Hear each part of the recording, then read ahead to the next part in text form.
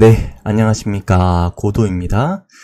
어제 미국 시장 불을 뿜은 거 대비 우리나라 장은 생각보다는 좋지 않았습니다. 이번 주 중요한 이슈들이 포진되어 있죠.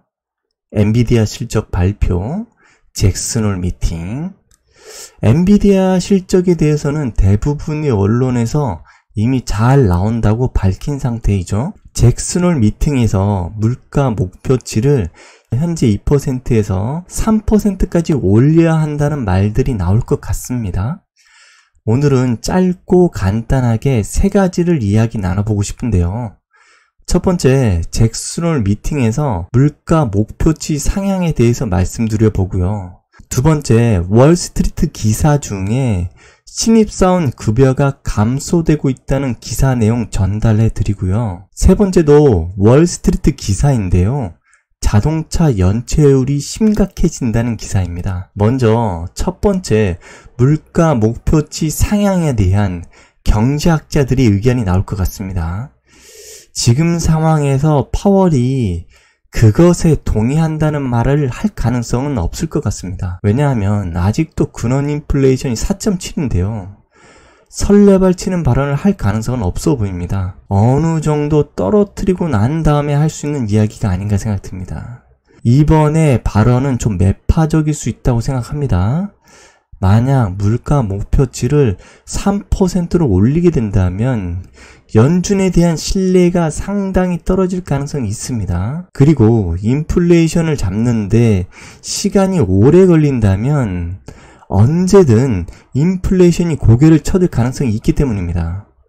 만약 이런 상황이 다시 벌어진다면 이제껏 쌓아놓은 모든 것이 헛수고가 된다는 겁니다. 연준이 신뢰를 잃어버린다면 대중들은 연준이 정책을 믿지 못할 겁니다. 그러면 정책 효과가 나타나지 않겠죠. 지난번 파월도 물가 목표치를 상향하는 것은 어떤 상황에서도 고려하지 않는다고 말했습니다. 현 시점에서 물가 목표치를 상향한다 해도 그건 아무런 효과가 없을 겁니다. 오히려 정책 혼란을 야기하는 것이 될 수도 있다고 저는 생각합니다. 자, 두 번째 월스트리트 기사 내용인데요.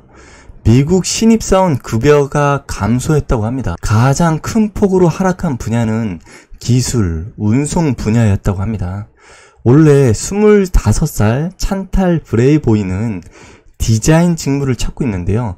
2,000개 이상 지원했는데 면접 요청은 2번밖에 없었다고 합니다. 연봉도 1년 전보다 1만 달러 정도 떨어졌다고 합니다. 1만 달러 정도면 1,300만 원 이상인데요. 많이 떨어졌네요. 이게 기사에서는 화이트 칼라 직업만 그런 게 아니라고 합니다.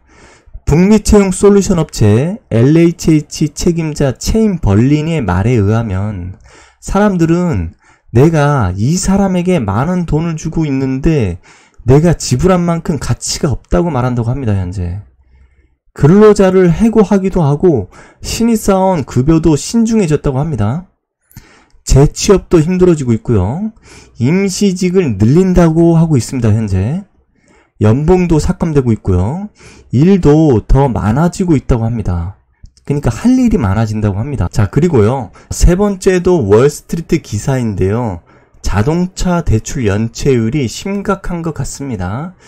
지난주 S&P 글로벌이 발표한 자료를 보면 작년 상반기에 신용이 낮은 사람들에게 제공된 자동차 대출 불이행 및 연체율이 2008년과 비슷하거나 그보다 더 높은 수치라고 합니다. 그리고 이달 말에 학자금 대출 상환 유예기간이 만료될 예정이어서 대출자들이 압박이 심해질 수 있다고 합니다. 신용평가 기관인 트랜스 유니온에 따르면 학자금 대출을 받은 소비자의 3분의 1 이상이 팬데믹 기간 동안 자동차 대출을 받았다고 합니다. 자동차 가격이 비싸다고 하고요. 점점 증가한다고 합니다. 자, 오늘은 간단히 여기까지 한번 살펴봤습니다. 구독, 좋아요, 알림 해주시면 감사드리겠습니다.